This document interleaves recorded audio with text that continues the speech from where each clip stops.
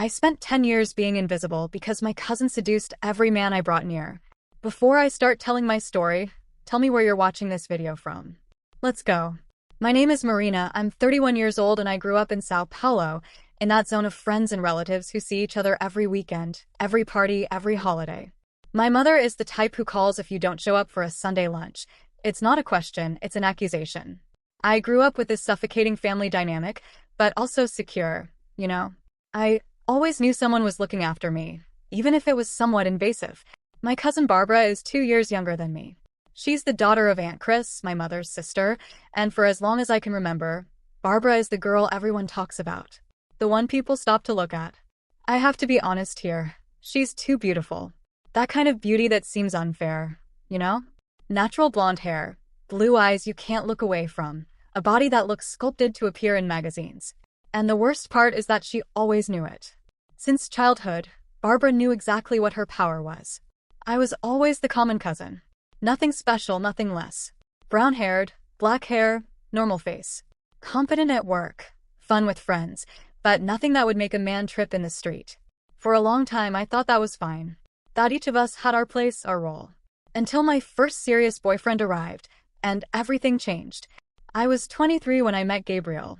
He was an architect, worked at a fancy office in the South Zone, was polite, a bit introverted, but had an intelligence I found attractive.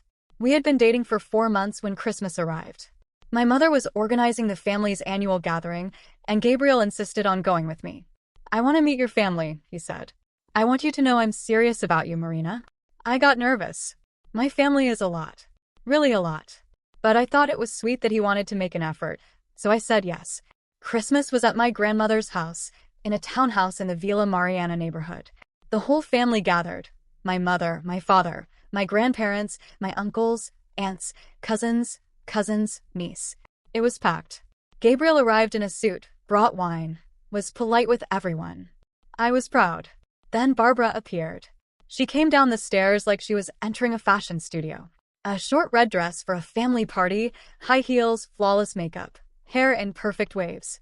Everyone looked. My grandfather made that involuntary wow sound. My aunt laughed and said Barbara looked radiant. My mother gave me a look that meant, here we go. Barbara saw us on the couch, me and Gabriel talking with my uncle about football.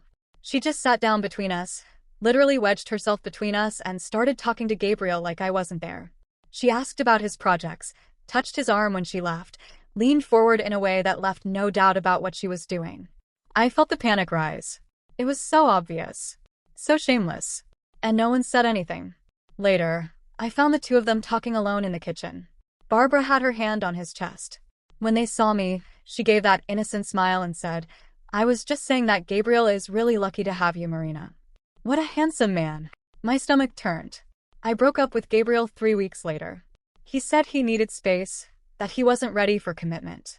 I saw him tagged in an Instagram photo of Barbara 2 months later. They were at a bar in a tame, with his arm around her.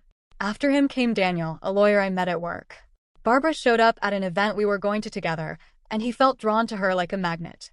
She asked him to help her organize some documents. They were alone for hours. When I asked Daniel about it, he got defensive and said I was possessive and insecure.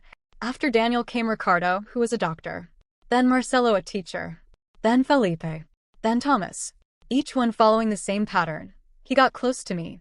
Barbara entered the scene, and everything fell apart. The worst part was that my family just accepted it. Let it happen.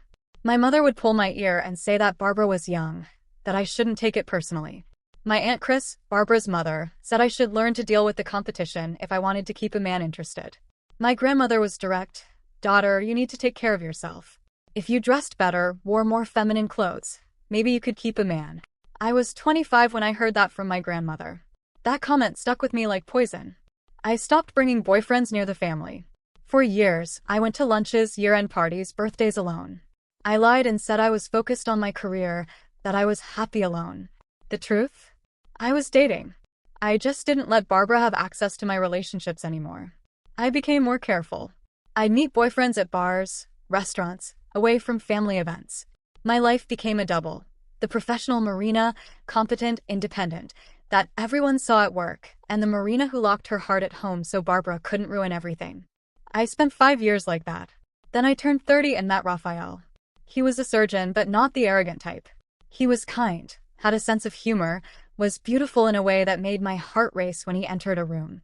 We met at a clinic where I went for a minor cosmetic procedure. Yes, it was like a bad romantic movie commercial, but it was real. We started dating, and gradually I realized Raphael was different. He really listened when I spoke. Didn't look at his phone. Remembered things I told him weeks later. Had genuine interest in me. In my career as a project analyst, in my dreams, in my fears. 8 months later, Raphael was asking to meet my family. I made excuses. Every time he mentioned it, I found a reason not to take him. Because I knew. I already knew how this story would end. But it wasn't fair. Raphael deserved to meet my family. And if I'd learned anything in these years, it was that hiding a relationship didn't protect it from anything. It only protected my heart from false hopes. One Sunday when we were in bed, Raphael brought it up again. Marina, why don't you want me to meet your family? We've been together for 8 months. I took a deep breath and told him everything. I told him about Barbara. I told him about Gabriel, Daniel, Ricardo, Marcelo, Felipe, Thomas. I told him about the pattern, about the humiliation, about how my family never defended me. I told him about my grandmother's comments, about how I started to think it was my problem. I told him about the last 5 years of solitude to protect my relationships. Raphael listened in silence. When I finished, he was quiet for a while. Then he laughed. That low laugh of someone who couldn't believe what they were hearing. Marina, honey, I'm a grown man. I'm 32 years old. I've had relationships that ended. I've had disappointments. I'm not going to let your cousin seduce me at a Christmas party. I love you. Let's go meet your family, and that's it. He said it with a conviction that I wanted to believe. That I needed to believe. Are you sure? I asked. Absolutely, answered Raphael, kissing my forehead. My Christmas was approaching, and that knot in my stomach kept coming back every day that got closer. Raphael was calm, relaxed, asking me not to worry. I felt like I was going to throw up. On December 24th, we drove to my parents' house. Raphael holding my hand, kissing my fingers while I drove, talking about how everything would be fine. He seemed to believe it so sincerely that I could almost believe it too. My parents were at the door when we arrived. My mother hugged me like I'd been gone for years. My father shook Raphael's hand firmly, had that dad talk about work, about what it's like to be a surgeon. Raphael answered everything politely, asking questions, showing genuine interest. My grandparents were arriving, my uncles, my cousins, everyone talking at the same time, the house smelling of parsley and rosemary, that typical Sao Paulo family Christmas vibe. And then Barbara walked in. I won't detail it because you already know how it goes. She was about 29 now, and if possible, was even more beautiful. She wore a white dress that looked painted on her skin, heels that made her legs look infinite, hair in golden waves. She looked like an actress arriving at the red carpet of a film festival, not at a family Christmas party. I saw the moment she saw Raphael. Her eyes lit up. She changed her expression, like she'd activated some attack mode. She walked toward us, me and Raphael talking with my cousin about politics, and extended her hand to him. You must be Raphael. I'm Barbara, Marina's cousin. What an honor to meet you. Raphael shook her hand politely, but kept his arm around me. He kissed my forehead and whispered, "It's okay, sweetheart." That reassured me. A little. The rest of the night was Barbara, trying her complete repertoire of seduction techniques. She asked Raphael things, laughed like he'd said the funniest thing in the world, touched his arm, leaned close. She did everything. Raphael was polite. He answered her questions with a brevity that made it clear he had no interest in deepening the conversation. He turned his attention back to me, to my family, to the people around him. Every time Barbara tried to pull him into a corner, Raphael found an excuse and stayed by my side. I could see the frustration on Barbara's face. It was obvious she wasn't used to someone who didn't fall for her games. In the middle of the night, when we were eating dessert, Barbara suggested that Raphael help her get more wine in the kitchen. She said something like, "You're a surgeon, you must have a steady hand. Be careful not to spill." Raphael just smiled and said my father could help her if needed, and kept cutting his pudding. I saw my mother whispering with my aunt. My grandfather made a low comment to my grandmother that sounded like approval. When we finally left my parents' house, I let out a sigh so deep it seemed like I'd been holding my breath all night. In the car, I asked Raphael what Barbara had whispered to him that moment by the drinks table. Raphael hesitated, then said, "She said you were insecure and jealous, and that I could do much better. She gave me her number." My stomach dropped. "And what did you say?" I asked, my heart racing. I told her I wasn't interested and that she should focus on being a better person before trying to destroy other people's lives. I felt tears coming. It wasn't sad crying. It was such deep relief that I couldn't contain it. Raphael pulled over to the side of an empty avenue, held me while I cried against his chest, without asking questions. When I finally could breathe right, I pulled my face back and looked at him. "Why? Why didn't you fall?" I asked. "Everyone falls." "She's beautiful, charismatic, knows exactly what to say." Raphael looked at me like the answer was obvious. "Marina, because I'm in love with you, not her. And because I'm not an idiot who falls for the first game of an insecure woman." 7 months into our relationship, Raphael asked me to move in with him. It wasn't a marriage proposal, that came later, but it was a declaration of intent. He wanted to build something real with me. I moved in February. We got an apartment in Muka, nothing fancy, but it was ours. We adopted a dog from a shelter, a mixed breed named Mia who had one wandering eye and a giant heart. We started building this quiet, boring life that was absolutely perfect. I didn't talk to my mother for weeks after Christmas. She'd call, I wouldn't answer. She'd send messages saying I should have told Raphael about his past, that my family felt disrespected, that my grandmother was worried. No matter how hard I tried, I couldn't undo the feelings. Not after Raphael had behaved that way, not after finally winning one. I won one, you know? After years of being invisible, for once someone chose me instead of Barbara. I started avoiding my family. I didn't go to Easter. I didn't go to my grandfather's birthday. I developed a healthy hatred of the cycle of family obligations I'd inherited. I stayed in contact with my younger brother, who had sided with me. "Barbara is a shitty person anyway," he'd said, and tried sincerely to live my life outside this toxic dynamic. It was February when I received the email. No, it wasn't email. It was a letter. A real letter in a white envelope, with my name written in handwriting. When I saw the sender, I almost didn't open it. But I did. The letter had several pages. It was written in careful cursive. Barbara told about things I'd never heard about. About being sexually abused when she was 12 by a trusted family friend. About how no one believed when she told. About how she learned her body was her currency. That her eyes were the only thing that mattered.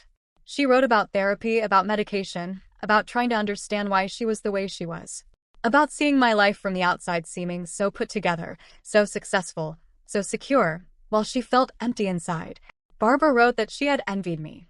That she saw in me the things she'd never have. Stability, self-love, the ability to be loved for who you are, not for what you look like. And that this envy consumed her. That when she saw me with someone, she needed to destroy it, because if she could take my happiness away, maybe that empty feeling inside her would go away. The letter ended with Barbara apologizing, saying she was in intensive therapy, that she'd cut contact with toxic friends, that she was trying to build a life based on something other than validation from men. At the end of the letter, there was a photo of Barbara I recognized, from when she'd stolen David from me. She was smiling at the camera, beautiful as always, at a party. On the back, in small handwriting, it said, "Sorry for making you feel invisible." The truth is I was the one who felt invisible. I wanted you to know that. That photo lay face up in my hand for a few minutes.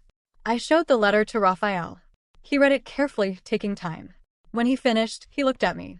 "What do you want to do?" he asked. I didn't know. Honestly didn't know.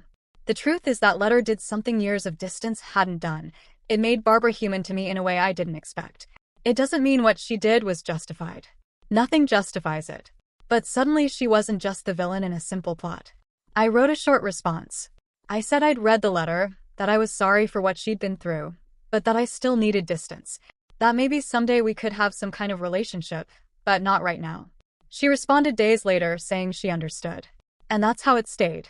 I continued with Raphael. We dated for another year before he proposed marriage on a weekend in Yubataba, on the beach, right after sunset. This became an engagement. And Barbara? Well, Jessica, my cousin on my dad's side who had sided with me in that whole thing, told me that Barbara was better. That she seemed genuinely different. That she'd met someone, a woman named Carolina, and they were planning a future together. Jessica said Barbara wanted to invite me to the wedding, but didn't know how. That she was afraid I'd refuse or worse, say yes and show up full of resentment and coldness. Raphael was following these updates with me. One night, when Jessica called with that news, he put his hand on my forehead and asked what I was thinking. That this is all very complex, I answered honestly. Raphael smiled. Life is. But you know what I think? I think you should give Barbara one more chance. Not for her. For you. So Barbara called me. Then Barbara called me one Saturday night. I was on the couch with Raphael, Mia lying on top of us, watching a Netflix series. When my phone rang and I saw her name on the screen, my first instinct was not to answer. But something made me press the green button. Hi, said Barbara. Her voice sounded nervous, trembling a little. Marina? You answered. I did, I confirmed without adding anything else. Did Jessica tell you? About the wedding. She did, I answered again. There was an awkward silence on the other end. I could hear Barbara breathing, like she was gathering courage to speak. I didn't expect you to accept my call, she said finally. Honestly, I thought you'd never want to talk to me again. It wasn't my plan either, I admitted. But I got your letter. And Raphael thought it would be good to talk. Raphael? The surgeon? Asked Barbara, and I could imagine that little smile she was probably making. Yes, the surgeon, I said with deliberate coldness. The man you tried to seduce at Christmas. Barbara took a deep breath. I deserved that, she said. She deserved that coldness. I deserved worse, actually. For some reason, that response disarmed me a little. It wasn't a false apology. It was genuine acceptance that she had been wrong. So what? I asked. What do you want? Barbara began to tell me about Carolina. About how they met in a yoga class, and yes, that was too ironic to be true, but Barbara swears it is. Carolina was a psychologist, 2 years older than Barbara, and according to her herself, the first person who saw in me something beyond my appearance. When I tried my usual games, Barbara recounted, Carolina would just ignore it. She'd say things like, Barbara, you're more than this. Why are you trying to impress me this way? And it was the first time in my life that someone questioned my behavior from a place of genuine concern. You know? Not judgment, but really wanting me to be better. I heard genuine vulnerability in Barbara's voice for the first time. It wasn't that seductive tone she used with men. It was someone really trying to communicate. Are you two together? I asked. We are. For a year. And it was the first relationship I had that wasn't based on me trying to please someone. Carolina likes me on the days I don't wear makeup, when I'm in pajamas, when I'm not trying to be anyone but myself. That was so different from everything I knew about Barbara that I could barely process it. And the wedding? I asked. It'll be in June here in Sao Paulo. Nothing very big. Intimate, you know? I wanted you to be there, Marina. Well, maybe not as a close friend, but as someone who matters to me. Even after everything. I paused. I looked at Raphael, who was watching me with that, let her think, look, and then at Mia, who had fallen asleep on the couch. I need to think, I said finally. I can't just accept everything because you want me to. It still hurts, Barbara. It still hurts a lot. I know, answered Barbara.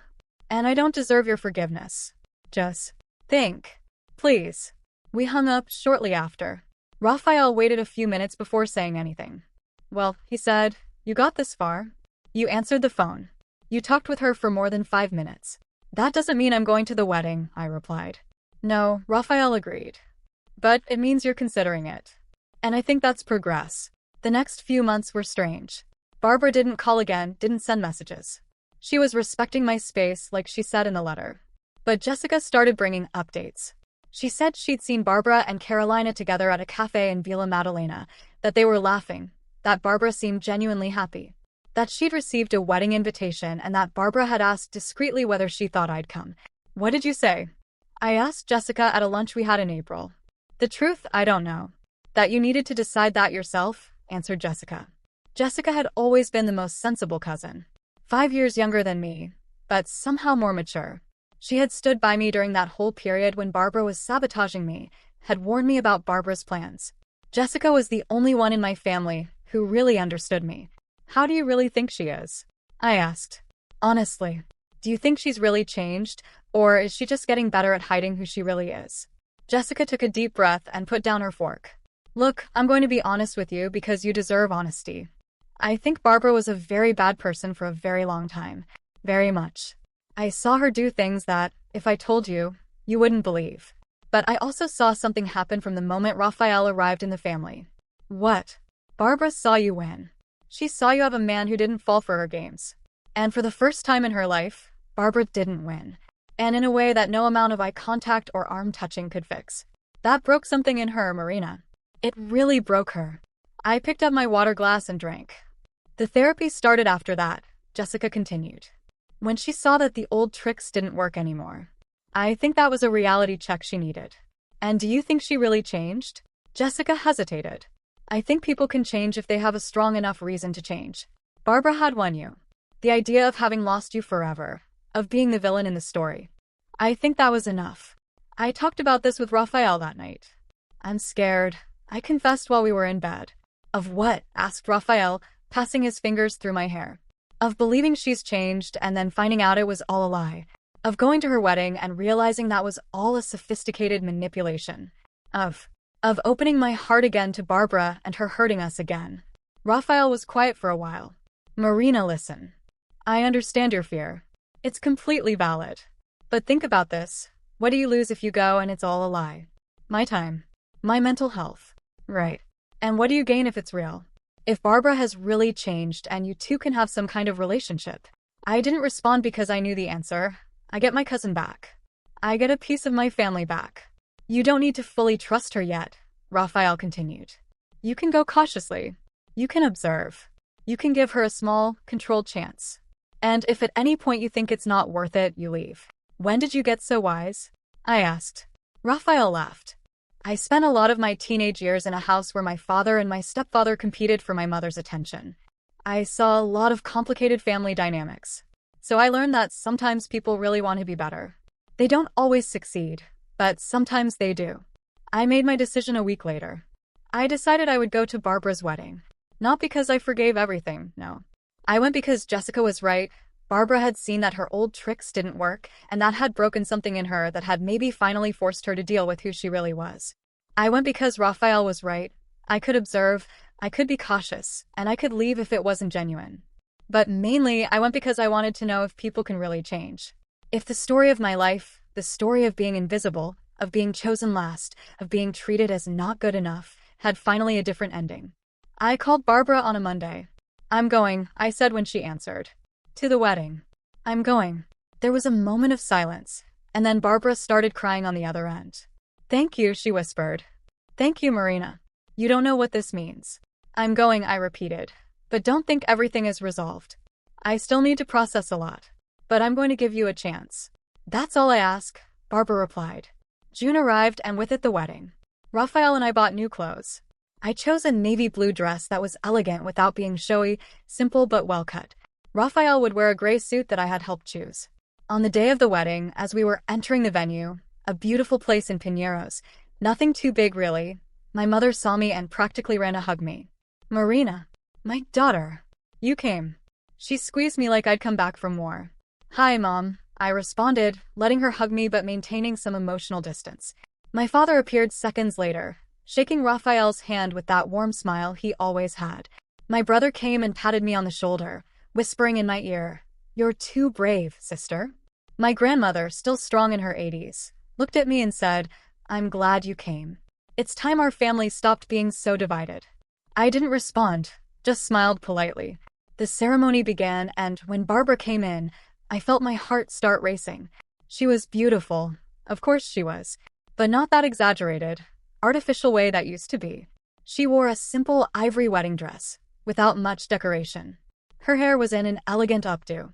Her makeup was light, natural. And when she looked at Carolina waiting at the altar, her whole face lit up. That was a smile I'd never seen in Barbara before. Not the seductive smile she used with men. It was the smile of someone genuinely happy. Carolina was stunning too, in a well-cut white suit, with an expression of love on her face that was impossible to fake.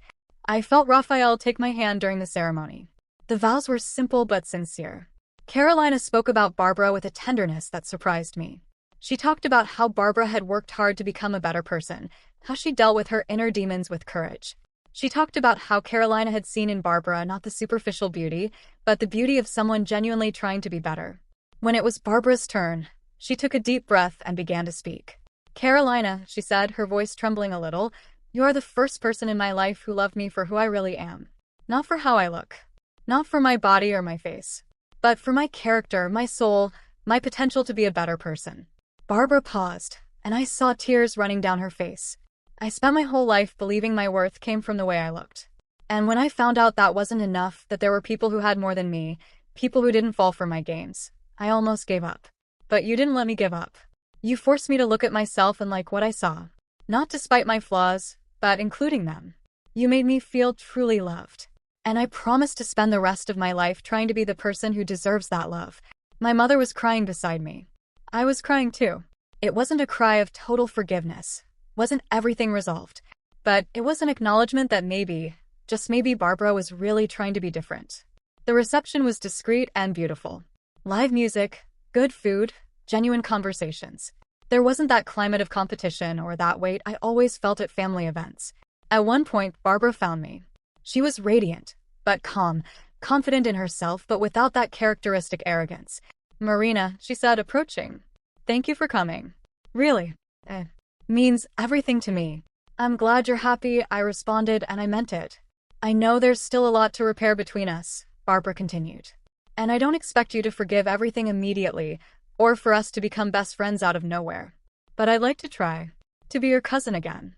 Not the toxic version of me, but the version that's trying." I paused. I looked at her, really looked, and saw someone who had genuinely changed. Not perfect, of course not, but different. "Maybe," I said finally. "We'll take it slowly, without big expectations. But maybe." Barbara smiled, that genuine smile, not artificial, and we hugged. Raphael was watching from afar, and when I came back to his side, he put his arm around my waist and whispered, "I'm proud of you." "Why?" I asked. "For being brave enough not to close all the doors. For believing people can change. For choosing the harder path, which is giving another chance." The months that followed were strange and good at the same time. Jessica, Barbara, and I started meeting for lunch once a month. It was uncomfortable at first. There was too much history, too much hurt. But gradually, as we talked about our lives, about our work, about our dreams, things started to normalize. Barbara told me about her job at an NGO that helped girls who had suffered sexual abuse. She said she'd finally found a purpose beyond looking beautiful. I told her about my promotion at work, about how Raphael and I were thinking about buying a bigger property, about how Mia had gotten sick and how Raphael's work had saved her life. Yes, a human surgeon can help with a dog emergency. Jessica just watched, happy that her two favorite cousins were finally getting along. One day, about 8 months after Barbara's wedding, she called me to get coffee alone. "I wanted to apologize again," said Barbara when we sat down at a cafe in Pineros. "But this time differently." "How so?" I asked. "I've already apologized through letters, through emails, through words. But I never really looked you in the eyes and let you truly understand how much I damaged you." Barbara took a deep breath. "I stole your boyfriends. I humiliated you in front of your own family.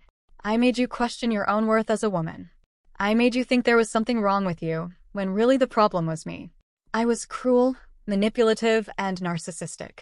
And even if you never fully forgive me, you deserve to know that I understand the full extent of the damage I caused.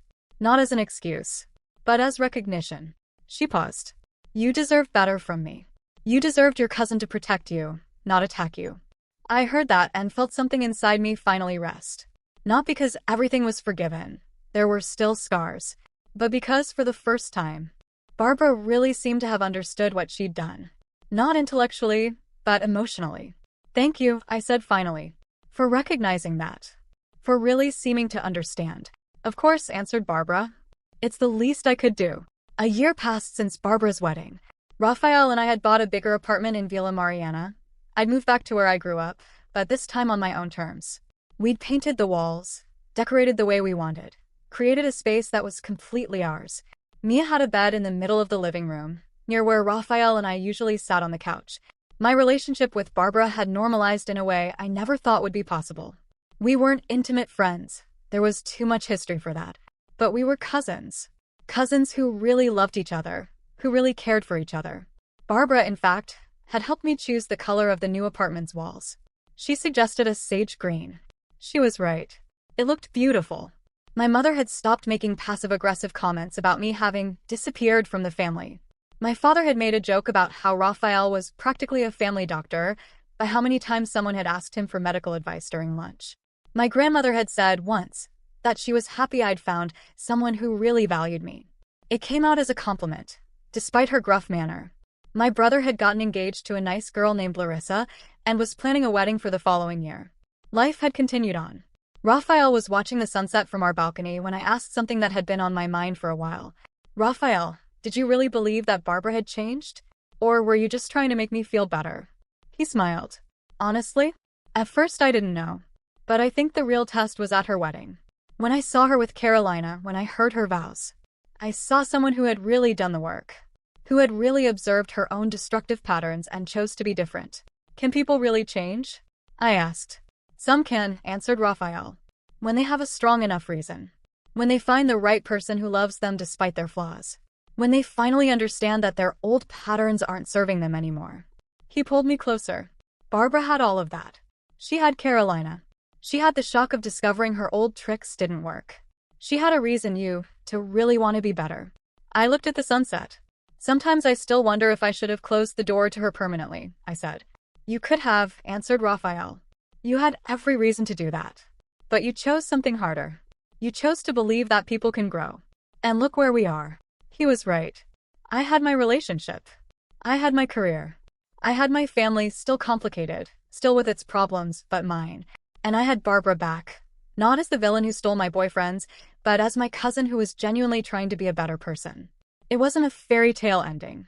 But it was real. And real, in my opinion, was much better than any fantasy. 2 years after Barbara's wedding, my life had taken a turn I never imagined possible. Raphael and I got married in a small ceremony, just close family and friends. Barbara was one of my bridesmaids of honor. Yes, you read that right. My cousin who had destroyed my relationships was by my side on the most important day of my life, helping me adjust my veil and reminding me to breathe when the nerves started taking over. During the wedding, when Raphael made his vows, he specifically mentioned how I had taught him to trust people again. How after years of seeing relationships destroyed by lack of integrity, I had shown myself to be someone who really believed the best in people. Marina taught me that it's worth taking the risk, said Raphael, looking into my eyes. That sometimes people really do change. And I'm going to spend the rest of my life proving that your faith in me was justified. My mother cried. My grandmother wiped her eyes with a handkerchief. Barbara squeezed my hand. After the wedding, life continued its course. Raphael was promoted to head of surgery at his hospital. I was promoted to senior project manager at my company. We managed to expand our circle of friends, which before had been too small because I'd spent so much time isolated from my family.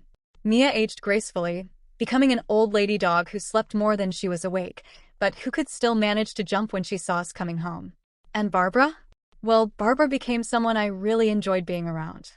I won't lie and say old wounds didn't surface from time to time. Sometimes, at a family gathering, I'd see the face of some boyfriend she'd stolen from me, and that stab of anger would come back. But it was different now. It was an anger I could process and let go of, instead of carrying like a weight all the time. Jessica started dating a lawyer named Carlos. My brother married Larissa, and they had a daughter, Sophia, who was the most beautiful and loud thing I'd ever seen.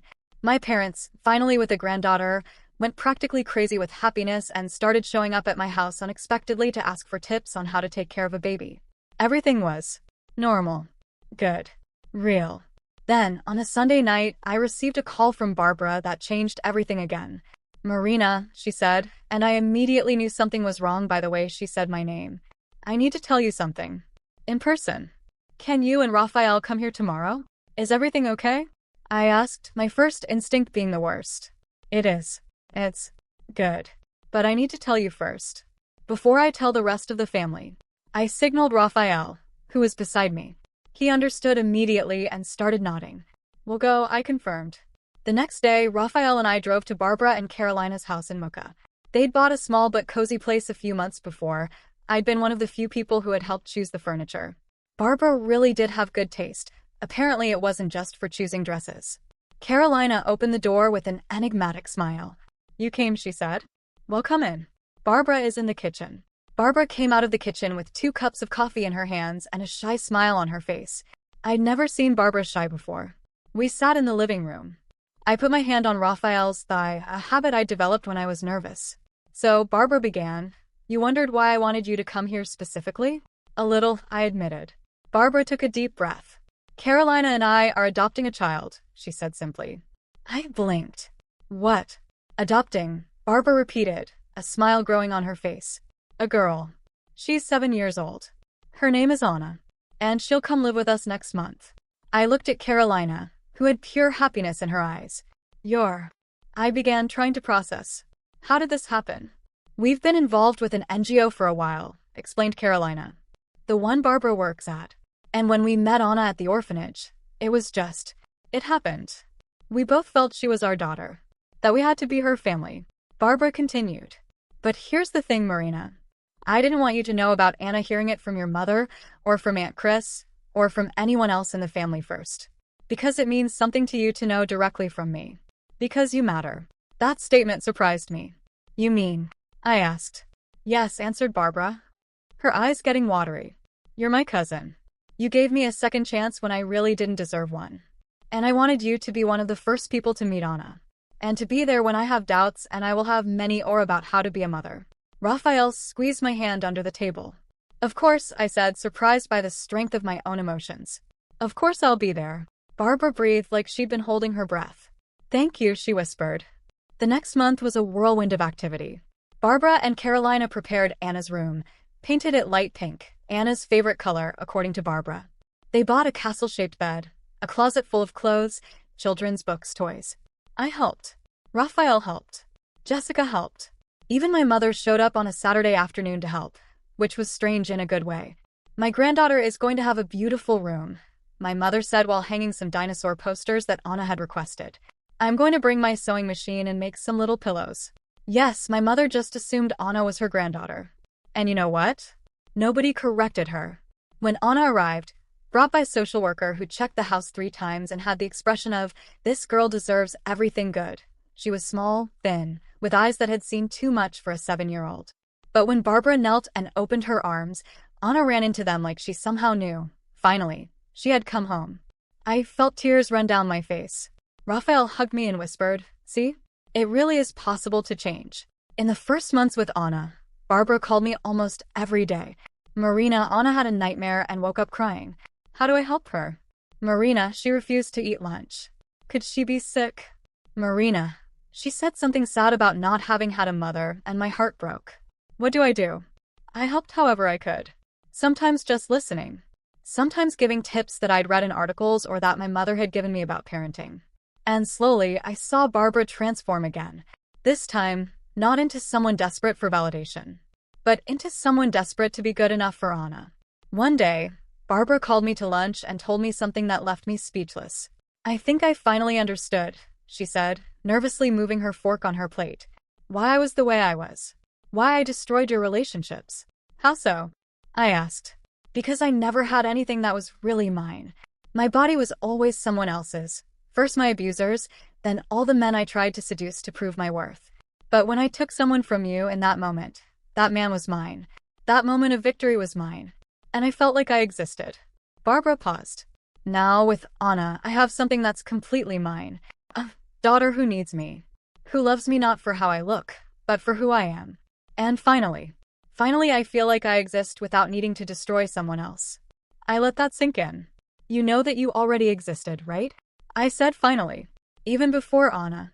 You were a real person with real value. I know that now, answered Barbara. But it took me a long time to believe it. A year after Anna arrived, my mother organized a family lunch. Not an obligation. A celebration. Celebrating the new member of the family. My grandfather, who had become more fragile in recent years, gave a speech holding Anna's hand. My family, he said, his voice weak but determined, has had many difficulties. But today, seeing this girl, seeing how she's changed our lives in just a year, I remember that what matters is not who's here by blood, but who's here by love. Anna, you are as dear as any great-grandchild we could have had, and we're all proud to be your family. Anna, who had learned Portuguese quickly, smiled shyly and raised her glass of orange juice. I love you, she said simply. That sentence broke and fixed my heart at the same time. Later, while my mother helped Barbara clean the kitchen, and Raphael played with Anna on the couch, and my brother slept in the armchair with Sophia on top of him, I went out to the balcony. Jessica found me there. Are you okay? She asked, leaning beside me on the railing. I am, I responded. I'm just processing everything. It's a lot to process, Jessica agreed. A few years ago, you two hated each other. And now you're friends. And Barbara is a mother. And you're married to a guy who literally saved you from never believing in anyone again. It's strange, I admitted. How things change. How people change. You know what my therapist told me? Asked Jessica. What? That people don't change because they simply wake up one day and decide to change. They change because something forces them to look at themselves.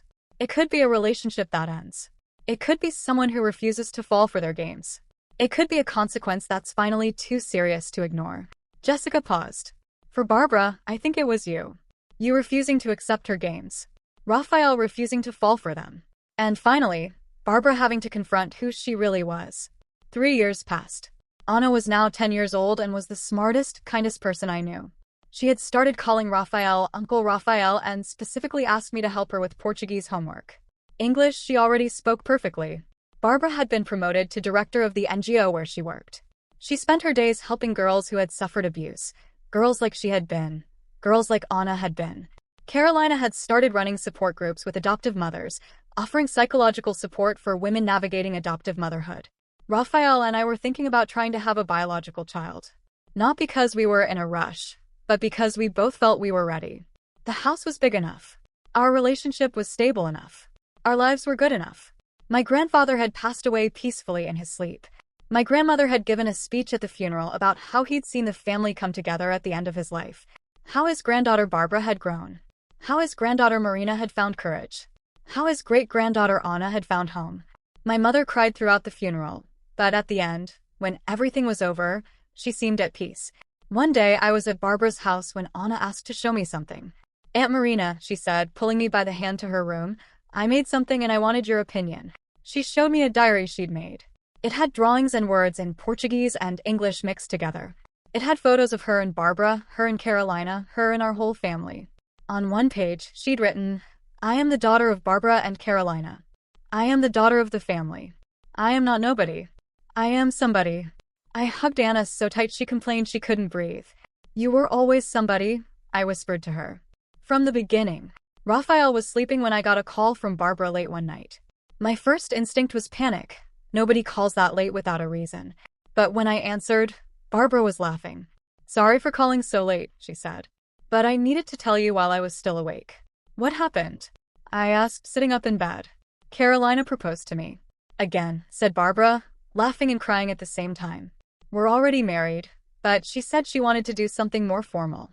That she wanted to renew our vows. With Anna there this time. Because Anna is part of us now and deserved to be there. I smiled. When? I asked. Next year. And I want you to be my maid of honor again. And I wanted you to know first. Before I tell anyone else. Of course, I responded. Of course I will. Marina, said Barbara, her voice becoming serious. I just wanted to say, thank you. For what? For giving me a chance. For believing I could be better. You could have disappeared me from your life forever, and it would have been justified. But you didn't. And now I have a life I really love. I have a wife who loves me. I have a daughter. I have a purpose. And it all started because you were brave enough not to keep that door completely closed. I felt tears coming. You deserved that life, I said. You deserved the opportunity to be better. Maybe, answered Barbara. But I wouldn't have made it without you. We hung up after that. Raphael woke up when I came back to bed. Who was it? He asked sleepily. Barbara, I replied. She's getting married again. Raphael smiled. Seems like people really can change, he murmured, pulling me back into his arms. I stayed awake a little longer, watching the city lights through the window, thinking about how life had led me to places I never imagined. I thought about how many times I could have closed a door and never looked back. I thought about how many times Raphael could have let my doubt defeat him. I thought about how many times Barbara could have given up trying to be better. But none of us gave up. None of us closed that door completely. And because we didn't, we had a life that was messy and complicated and imperfect, but true. And true, I finally discovered, was much better than any fantasy. 5 years after Barbara and Carolina's vow renewal, my life had reached a point I never imagined would be possible. Raphael and I had a daughter. Her name was Sophia. Yes, we borrowed the name from my niece. But when Sophia was born, my brother said it was an honor, and she was 3 years old when this story I'm about to tell happened. Sophia had Raphael's brown eyes and my black hair. She was a happy, curious child, the kind of child who asks questions all the time and doesn't accept superficial answers. Raphael joked that she'd inherited my perfectionism and his intelligence, which was a dangerous combination. Mia had passed away 2 years before, peacefully in her sleep. We cremated her, and her ashes are in an urn in Sophia's room, because Sophia insisted she wanted Aunt Mia to sleep near her. We didn't argue. My grandfather had passed away 3 years before, as I mentioned. But my grandmother was still alive, still strong, still involved in everything happening in the family. My mother had finally learned to respect my boundaries. My father was more present than ever, constantly wanting to spend time with Sophia. My brother and Larissa had 2 more children after Sophia, so we had a house full of kids at every Sunday lunch. And Barbara? Well, Barbara had become everything she said she would be. A dedicated mother. A loving wife. A respected professional. A genuine friend. Anna was 13 now, a beautiful girl who knew exactly who she was and what she wanted from life. She'd discovered a passion for music and was studying guitar. At school concerts, Barbara and Carolina filled the front row, crying with pride. Everything was well. Everything was perfect. And then Thomas appeared. Not the Thomas that Barbara had stolen from me when I was 26. No. This was a different Thomas, older, more successful, more dangerous. He was a criminal lawyer at a prestigious firm in Sao Paulo. He was the kind of man who entered a room and everyone turned to look. Tall, well-dressed, with that smile that had won so many trials. He'd come to Raphael's office for a consultation unrelated to something about a coworker who'd been hurt in an accident, and he found Raphael talking to me near the infirmary. "Marina," said Thomas, as if he couldn't believe his own eyes. I paused. It took a few seconds for my brain to process who this man was. "Thomas," I said finally. "Yes, Thomas. The Thomas that Barbara had seduced when I was 26. The Thomas she'd stayed with for almost a year before discarding him like a broken toy. He hadn't changed much. Black hair starting to gray at the sides. Eyes that still had that arrogance I remembered. But there were lines on his face that weren't there before. Lines that suggested life had marked him somehow. "You're still so beautiful," he said, extending his hand. Not to shake. Raphael shook it, and I felt Raphael's gaze passing between me and Thomas, processing something he didn't have enough information to process. "Thomas," said Raphael, his voice having that protective tone he used when he felt I was being threatened. "You already know my wife?" "I did," answered Thomas. "A long time ago. Before you appeared." He smiled in that way men smile when they're testing limits. "We had a very pleasant relationship, Marina and I." I felt Raphael tense beside me. "Had," I corrected calmly. Past tense. "And it wasn't as pleasant as you're suggesting." Thomas laughed. "Women always have such creative memories of old relationships," he said. Then he looked at Raphael. "Let me be honest, doctor. Your wife is an exceptional woman. But she had a cousin who was. Well, she was incomparable. Do you know them? Sao Paulo families always have that cousin who's everything every woman wants to be." My stomach dropped. "Where are you going with this?" I asked coldly. "Just saying that when I was with you, I was thinking of her," said Thomas, and his smile became predatory. "Your cousin Barbara. Now that was a woman. But I suppose she's evolved since then. I heard she's married to a woman now. What a waste." Raphael pulled me close to him. "I think this conversation is over," said Raphael, his voice so cold that even I felt a shiver. "Just making conversation," answered Thomas, still smiling. "But I'll leave my number with reception. Marina, if you ever want to relive the good old times." Raphael didn't let me answer. He simply walked out, literally carrying me. In the car driving home, Raphael didn't say anything. Just drove, his knuckles white holding the steering wheel, his jaw clenched. "Raphael," I began. "Who is this guy?" asked Raphael, his voice controlled but furious. I took a deep breath and told him. I told him about Thomas, about when he and I dated, about how Barbara had seduced him, about how that had ended with him choosing Barbara. Raphael just listened in silence. When I finished, he took a deep breath. "Is he the reason you stopped trusting men?" asked Raphael. "He was one of the reasons," I responded. "But there were many." "He's still in love with Barbara," said Raphael, and it wasn't a question. "Seems like it," I admitted. "And he wants to hurt her," Raphael continued. "Using you," maybe, I said. "Or he's just being an asshole." "Marina," said Raphael, "that man is a criminal lawyer. He spends his entire life learning how to exploit weaknesses in people. And he just found out you're married to me. That you're happy. That Barbara is your cousin and friend. You don't think he's going to use that?" I didn't respond because I knew Raphael was right. I called Barbara when we got home. "Marina," she answered on the first call. "That's good to hear your voice. What happened? Your voice sounds strange." "I need to tell you something," I said. "In person. Can you and Carolina meet me tomorrow?" There was a pause. Is it about a man named Thomas? Asked Barbara. I paused too. How did you know? Because he contacted me on LinkedIn today, answered Barbara, her voice having that tense tone she used when she was scared. Talked about old times and how he'd like to reconnect. Marina, I didn't even remember who he was until I saw his photo. And when I remembered. That guy you dated. That one Yes, I said. That one.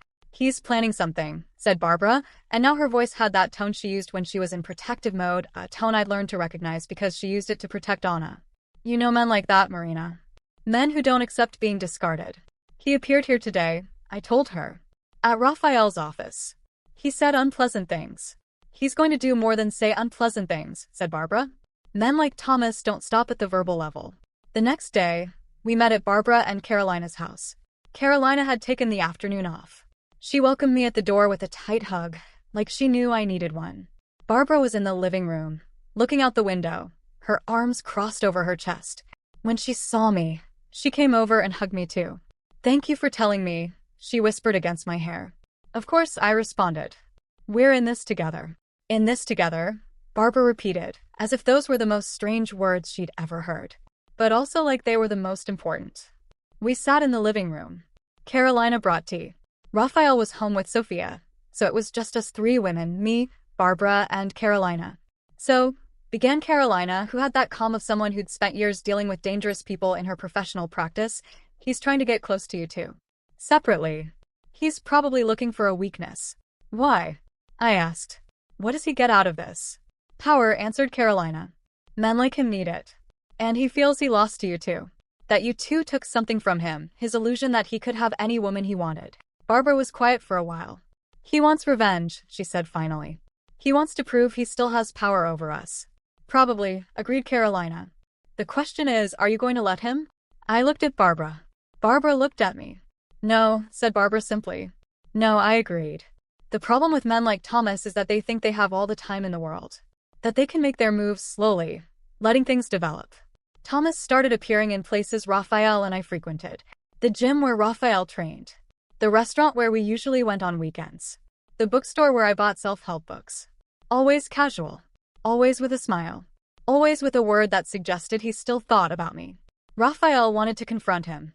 I wouldn't let him. If we do something, he'll become the victim, I explained to Raphael. He's a lawyer. He knows exactly how to make it look like we're the ones being aggressive. So what do we do? Asked Raphael, his frustration growing. We let him hang himself, I responded. But meanwhile, Thomas was also approaching Barbara. He'd appear in the neighborhood where she worked. He'd send messages saying he'd become reflective about his past relationships and wanted to talk about old times. Once he even appeared at her office door bringing coffee, saying he'd thought of her when he saw the type she liked. Barbara didn't respond. Didn't engage. Just documented everything. Because yes, Barbara was documenting. She took screenshots of messages. She wrote down the dates and times Thomas appeared in places where she was. She even discreetly hired a private investigator, Carolina's suggestion, to monitor his actions. If he's going to be predatory, said Barbara when she told me about the investigator, we need to be prepared. We need to have evidence. 2 months passed. Thomas appeared more and more frequently. The approaches became increasingly aggressive. He started calling Raphael at work, saying things like, "Your wife is lucky to have you. I hope she values that," with a tone that made it clear there was a threat underneath. Raphael went to talk to his boss about a restraining order. But the boss, apparently, was afraid of Thomas. Thomas had represented the hospital in an important case a few years before. Didn't want to get involved in personal drama. That's when Barbara decided it was time to play chess instead of checkers. She showed up at my house on a Saturday with a thick folder of papers. "What's this?" I asked, opening the folder and starting to read. Inside was documentation of everything. Screenshots of messages. Records of appearances. Reports from the private investigator showing that Thomas had been monitoring the movements of Barbara and me, as reported by the investigator. There was also something else. Thomas had searched for a colleague of his, a lawyer specializing in family law, asking about how to destroy someone legally. "How did you get this?" I asked, shocked. "Carolina has contacts," answered Barbara simply. And the colleague of Thomas is a man who doesn't like him, and was more than happy to confirm that Thomas was looking for ways to harm us. Legally, mind you. Harm us how? I asked. Barbara took a deep breath. He was looking for ways to make me seem like an inadequate mother. to create doubt about my relationship with Anna, to basically destroy my life. The anger I felt at that moment was so pure, so crystalline, that it practically burned inside me. And you? I said to Barbara. What was his plan for me? Destroy your relationship with me, answered Barbara. Create a wedge between you and Raphael. Make you think Raphael wasn't trustworthy. Basically, isolate you. And then, once you were alone and vulnerable, he'd appear as the savior. He's a psychopath, I said, my stomach churning. More or less, agreed Barbara. Carolina says he's more of a narcissist with predatory tendencies. Someone who can't handle not having what he wants and who needs to destroy what he can't have. I showed everything to Raphael that night. He was silent for a very long time. What does he really want? He asked finally. Power, I answered. Control. Validation. The feeling that he can still affect us. And if we just ignore him completely, suggested Raphael. He's going to escalate, answered Barbara when I talked to her the next day. Men like him always escalate. They test boundaries. If you don't react, they assume they can go further. So what do you want to do? I asked. Barbara smiled. It was a smile I'd never seen in her before. Not the seductive smile. Not the apologetic smile. It was the smile of someone who'd finally decided they wouldn't be a victim of anyone again. I want to put an end to this, said Barbara. Legally, methodically, and in a way he'll never recover from. Barbara's plan was simple, but brilliant. Instead of just documenting his behavior, Barbara was going to make him document it even more. She was going to respond to his messages, briefly, politely, in a way that encouraged him to continue. She was going to let him approach her in public, where there would be witnesses. She was going to create a crystal-clear record of harassment. It's like attracting a predator, explained Carolina, who was advising the entire plan. You leave the prey, which would be you, visible, vulnerable, but in a controlled environment. And you document his every move. This is dangerous, said Raphael when Barbara explained the plan to both of us. Yes, agreed Barbara. But it's more dangerous to let him continue. He's going to escalate. And when he does, he won't just be predatory. He'll be violent. She was right, and we knew it. The plan began at a Sunday lunch at my house. We'd invited Barbara and Carolina, and discreetly let it slip to Thomas through a mutual contact that Barbara would be there. Thomas showed up at my door at 2 p.m. on a Saturday, in a suit that must have cost more than my rent. Raphael opened the door. I heard Barbara was here, said Thomas, his oily smile in full effect. Thought I should come say hello. You didn't invite me. Actually, no, answered Raphael coldly. You're not welcome here. But your wife is my friend, said Thomas, craning his neck to see inside the house. Surely you won't leave me without even saying hi? The calculation here was important. If Raphael refused, Thomas could claim he'd come politely and been rejected. If he let him in, Thomas would have access to Barbara in a place where she was invited to be. Come in, said Raphael, opening the door wider. But let me be clear, you're not welcome here. You're only here because my wife thinks she should be polite. When Thomas walked into the living room, Barbara was there, calmly conversing with Carolina. She looked at him with polite disinterest. Thomas, she said. What a surprise. Barbara, answered Thomas, his face lighting up like he'd won the lottery. You look beautiful. Really beautiful. More than the last time we saw each other. Thank you, answered Barbara, her voice polite but distant. Carolina discreetly took out her phone and started recording. She had placed it on the coffee table in a way that seemed casual, but captured Thomas perfectly. You know, said Thomas, sitting on the couch without being invited, I've thought a lot about you. About us. About what a mistake it was to let you slip away. You didn't let me slip away, answered Barbara, her tone remaining polite. You left me. Remember? You said you were confused about your feelings. Yes, well, answered Thomas, laughing nervously. I was young. Stupid. Now I'm more mature. And looking at your life now, he paused, his smile becoming predatory. How can you be happy with that? With what? Asked Barbara, genuinely uninterested. With her, said Thomas, making a vague gesture toward Carolina. A relationship like that has to be confusing. Has to be a phase. Carolina let out a low laugh. Actually, said Carolina, putting her phone down but continuing to record, it's the least confusing thing in my life. Unlike you, apparently, who are confused all the time about your feelings and behaviors. Thomas ignored Carolina and focused on Barbara. Come with me, he said. Let's talk. Alone. Like old times. No, answered Barbara simply. Come, insisted Thomas, his tone becoming more demanding. Just a conversation. You owe me that. I don't owe you anything, answered Barbara, her voice becoming colder. Thomas stood up. He walked around the couch, getting closer to Barbara. His behavior was changing. The smile disappeared, replaced by an expression of pure anger. You were mine, he said, his voice low and dangerous. You were mine and you left. And now you're here with this woman pretending to be happy? Pretending you made the right choice. Raphael stood up. You need to leave, said Raphael. Or you what? Asked Thomas, turning to Raphael. You'll hit me? In front of witnesses? Because that's exactly what I need to sue you. Carolina continued silently recording. Thomas, said Barbara, her voice cutting like glass, you need to leave my friend's house. Your friend's house, laughed Thomas. You think you're special? You think being an adoptive mother and a lesbian in a stable relationship makes you better than the others? You're still the same empty girl you were when I knew you. You still need the validation of men to feel like you exist. Barbara's face seemed to harden like stone. Leave, she said, pointing to the door. Or you what? Answered Thomas. You'll hit me? You'll call the police? They'll never believe you. You're an adoptive mother in a same-sex relationship. One word from me in court and you lose custody of your daughter. At that moment, I saw the moment Barbara became dangerous. She didn't get angry. On the contrary, she became chillingly calm. Carolina, said Barbara, can you call the police?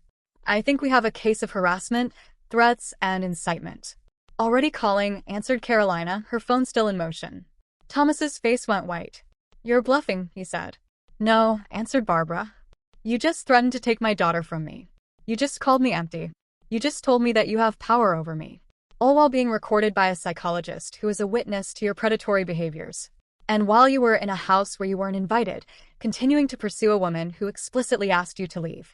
This will never hold up in court, said Thomas, but his voice had lost confidence. Maybe not, agreed Barbara. But it will be enough for a restraining order. And it will be enough to destroy your professional reputation when this comes to light. The police arrived 15 minutes later.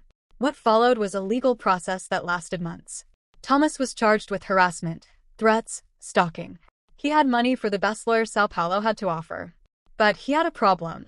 He left a trail as clear as possible. The messages. The documented appearances. The private investigator's report. Carolina's recording. The witnesses, Raphael, me, Carolina, who could attest to his behavior. And more importantly, the colleague of Thomas who confirmed that Thomas had sought out ways to destroy Barbara legally. The prosecutor was relentless. Then came the day of conviction. Thomas was found guilty of harassment, threats, and stalking. He received a sentence of 1 year in prison with possibility of parole after 6 months, and was placed under a permanent restraining order from any contact with Barbara, me, or Raphael. But, more importantly, he lost his license to practice law. It wasn't because he was convicted of a crime.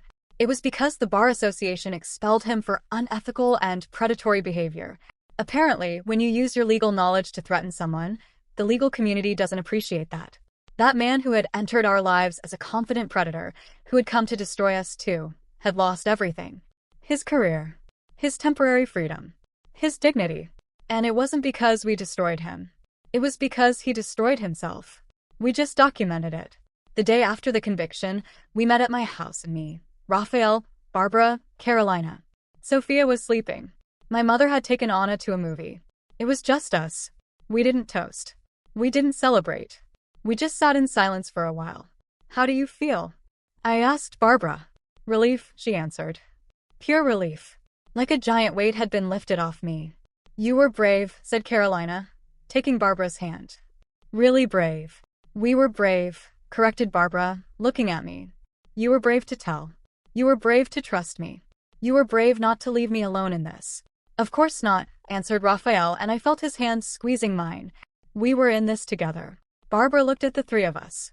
You know, she said, her voice trembling a little. I spent so many years being the villain, being the one who hurt people. And now, for the first time, I'm the survivor. I'm the person who was strong enough not to let someone destroy me. You were always strong, said Carolina. You just didn't know it. In the months that followed, things returned to normal. The new normal, I should say. Thomas served his sentence. He lost his house when he couldn't pay the mortgage without a lawyer's salary. He lost his relationship. Apparently he had a girlfriend who left him when the whole story came to light. He became exactly what he'd always been, an empty man trying to build power over women to feel important.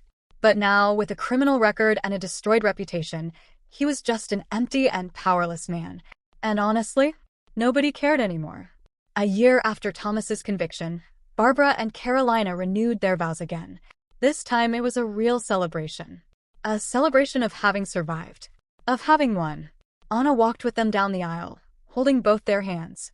Sophia, who was then 4 years old, was the flower girl because Anna asked her to be. At the reception, Barbara approached me when I was having a glass of orange juice. "I wanted to tell you something," she said. "Something I should have said a long time ago." "What?" I asked. "Thank you for giving me a second chance," said Barbara.